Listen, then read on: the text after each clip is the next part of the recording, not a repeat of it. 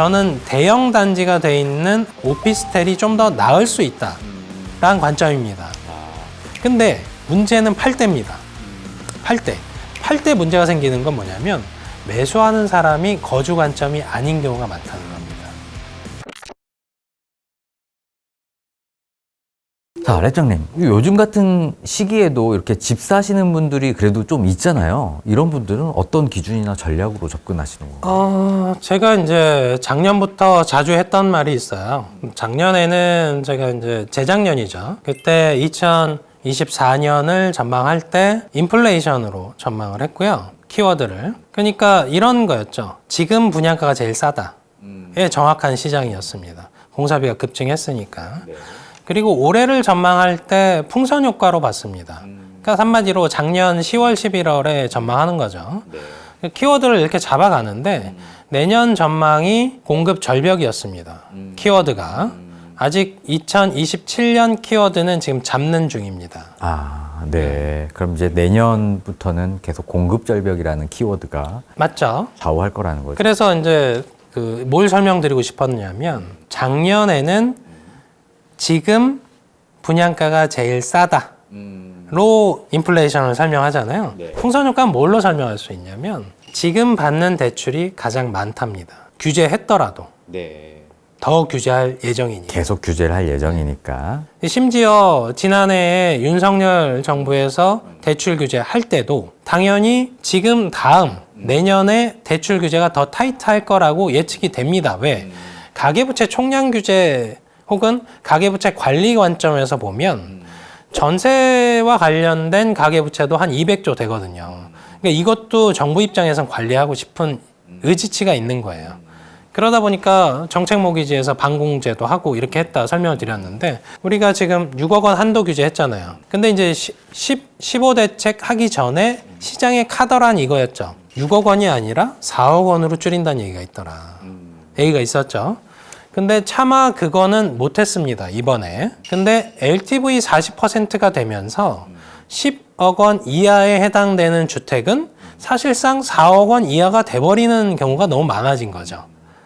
그러니까 정부 입장에선 일괄해서 4억 원으로 할 필요성까지는 이번엔 못 느꼈나 보죠. 근데 이렇게 한 상태에서 지금 시장에서는 매물이 잠기고 가격은 안 잡히잖아요. 그러면 대출 규제가 더 타이트하게 들어오지 않는다라는 보장은 없죠. 그러면 이제 이렇게 생각을 하는 거죠. 내가 모아둔 돈도 있고 대출도 아직은 좀 나와. 그래서 3, 4억은 받을 수 있을 것 같아. 그러다 보니까 이걸 보태면 어떻게든 한 10억 정도 하는 아파트를 살 수 있을 것 같아 라고 하는 게 지금은 맞는데 내년에 봐도 맞을까요? 에서 안 맞을 수 있다. 여전히 지금 받는 대출이 가장 많다라고 인식하시고 접근하셔야 됩니다. 예.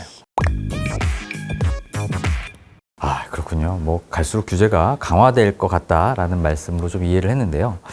자, 뭐 그래서 요즘에 뭐 규제 지역 때문에 재건축보다는 또 재개발 빌라 쪽이 좀 괜찮다 이런 이야기도 좀 들리거든요. 네. 요즘 같은 시장 뭐 빌라 접근은 어떻게 보세요? 이건 이제 분담금 이슈를 얘기하기 전에 재건축 대비 재개발이 왜 잘 사업이 추진이 안 되는지부터 보셔야 됩니다. 보통 재건축은 평면은 좀 다를지언정 소유 관계가 명확합니다. 토지의 값어치를 평가할 때도 종전자산 평가가 명확해요. 근데 이 빌라 형태, 저층 재개발지는 토지 지분이 다 다르고요. 위치가 또 다 다릅니다. 그래서 종전자산 평가에서 다른 사람, A라는 사람, B라는 사람, C라는 사람이 자기가 가지고 있던 종전자산의 평가에 대한 자기 객관화가 안 돼 있습니다. 그러다 보니까 종전자산 평가에서 일단 한번 실망하고요. 이거밖에 안 돼? 라는 실망. 그러다 보니까 종전자산 평가에서 낮게 받으면 나중에 내가 전용 5구, 전용 84 신축을 선택할 때 분담금이 자기 예상보다 엄청 커지는 겁니다. 그러다 보니까 결국은 처음에는 이제 우리가 구역 지정하고 추진이 할 때까지는 동의했던 사람이 추정 분담금을 본 순간 갑자기 이러면 나 반대할래 이렇게 되는 경우가 많습니다. 왜냐하면 본인도 자금이 부족해서 빌라라는 형태에서 거주하신 분들도 상당하거든요.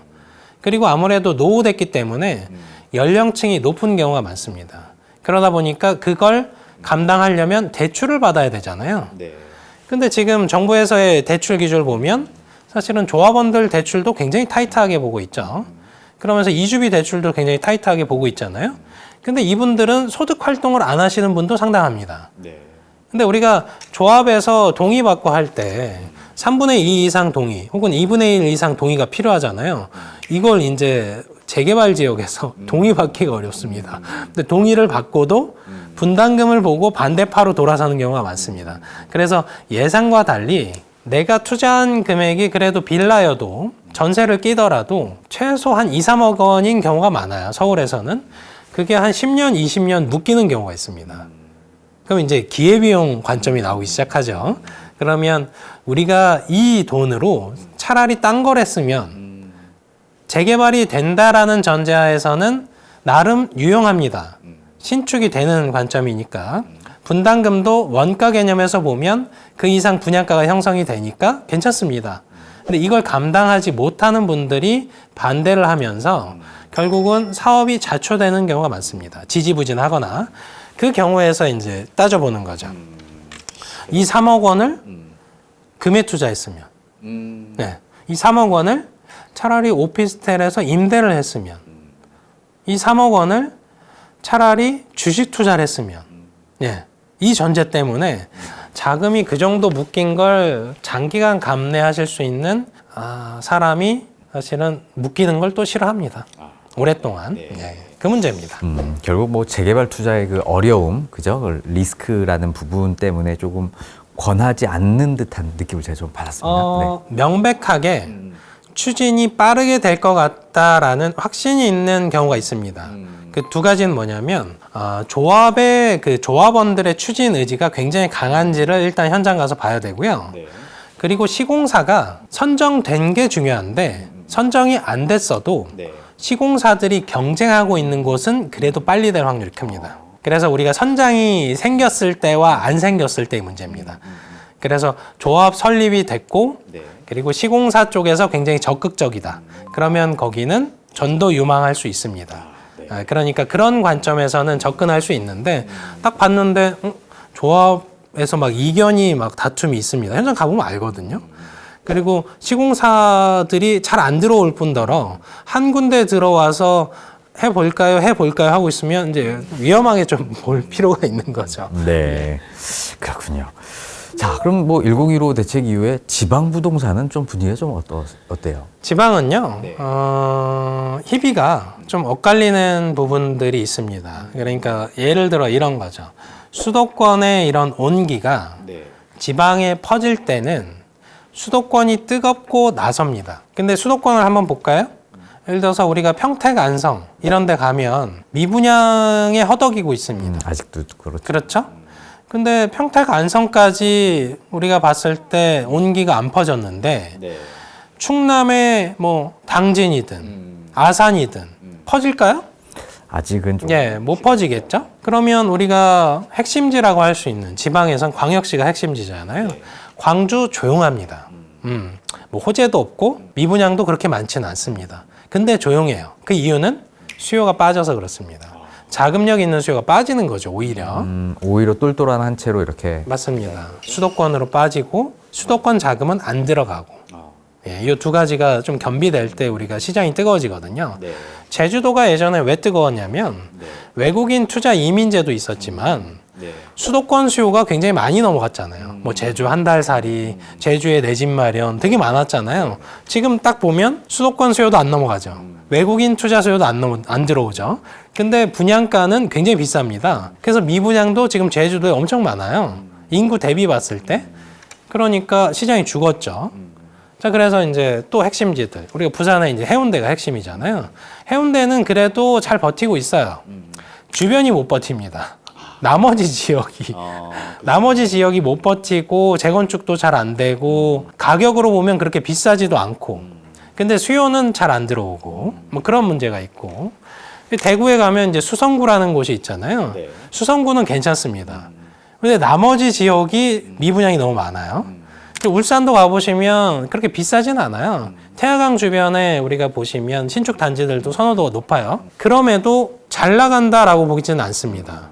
왜냐하면 가격이 막 뛰고 있지는 않거든요. 대전에 가면 대전도 미분양은 적습니다. 대전도 그런데 도안 신도시 이런 데만 가격이 신축만 좀 비싸고 나머지는 조용합니다. 조용하고 세종시도 뜨거울 것 같았는데 지금 잠깐 식었죠. 네. 식었다가 이제 또 뭐 청와대 이전이니 뭐 국회 이전이니 이런 이슈에 따라서 이제 움직임들이 있는데 그래도 우리가 광역시 기준 혹은 뜨거운 도시 기준으로 보면 대전과 세종시가 그나마 이슈는 수도권의 움직임들의 영향을 좀 받는 지역 관점에서는 괜찮다 정도가 나오고요. 미분양도 적으니까. 근데 나머지 4대 광역시는 네. 지금 어떻게 보면 핵심 인재들도 떠나는 문제가 있고 기업도 떠나고 자금도 떠나고 하다못해 인구도 떠나버리니까 그러면 우린 잘 생각해 봐야죠. 그러면 저 들어온 수요 지금의 이제 쌓여있는 미분양 수요를 누가 받쳐줄 거냐. 그걸 수도권에서 수요가 넘어가야 되거든요. 그러니까 이슈는 저는 이제 고향이 서울이긴 합니다만 네. 모두가 다 고향이 서울인 사람이 서울에 사는 게 아니잖아요. 그럼 강원도도 있고 대전도 있고 대구도 있고 이렇잖아요. 근데 보통은 우리가 한 불과 이제 사실은 고착화되기 전 똘똘한 한 채가 고착화되기 전에는 서울 수도권에서 내 집 마련을 해도 여유 자금이 있으면 고향에 집을 하나 더 사놓는 경우가 꽤 있었습니다. 근데 지금은 뭐냐면요. 지금 사면 절대 안 되는 거죠? 아니요. 네. 이런 이슈예요. 내가 무주택자야. 집을 살려 그래.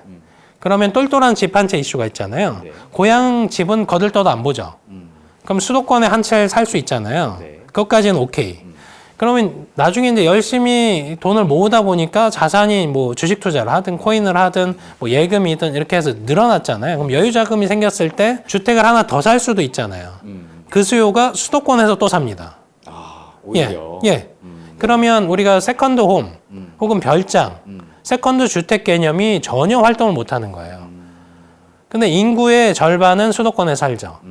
그럼 그 수요가 일부는 가져야 되는 거예요. 가서 자금 수요로 움직여줘야 소득도 여기서 제일 많이 일어나니까.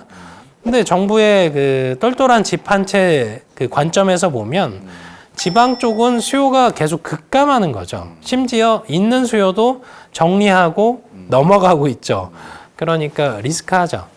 하지만 호재가 있는 세종시나 대전 정도는 수도권 영향을 받아서 수요가 넘어가는 경우가 꽤 있습니다.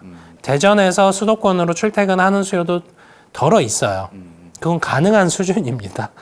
예.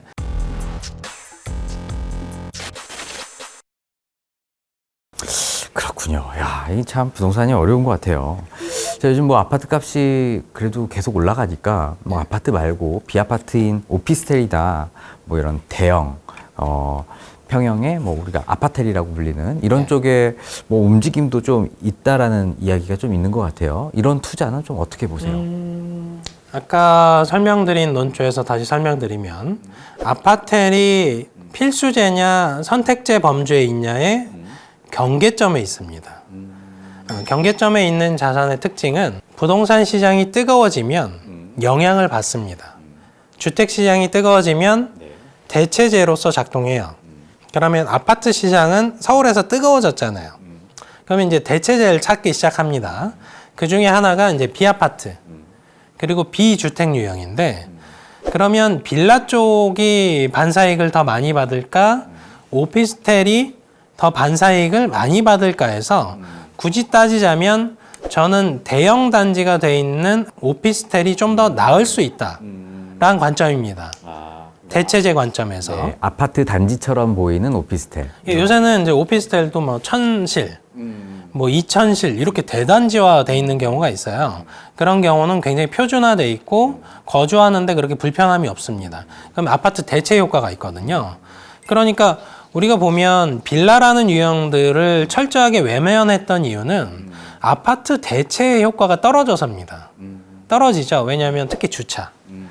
떨어집니다. 근데 오피스텔, 단지형 오피스텔은 혹은 아파텔은 이걸 대체할 수 있습니다. 거주 수요 관점에서 보면. 근데 이제 오피스텔의 태생적인 한계점이 있습니다. 임대 수익형 상품이죠. 예. 그리고 이제 건축법 영향 때문에 사실상 평면상에서 굉장히 불리합니다. 맞죠. 예. 주거 전용률이 굉장히 떨어지고. 근데 이제 태생적인 한계점을 무시하시는 경우가 있어요. 아, 난 거주할 거야. 그러니까 괜찮아.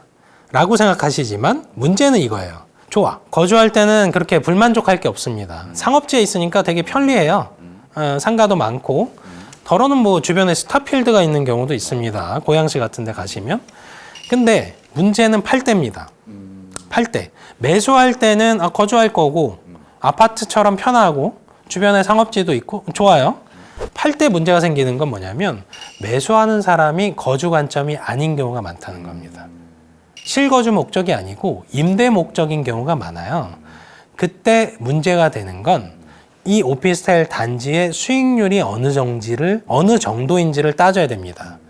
근데 일반적으로 우리가 오피스텔은 공실 개념도 있고 상가처럼 그리고 수익률 면에서 보통 한 4에서 5%를 적정 수익률로 봅니다.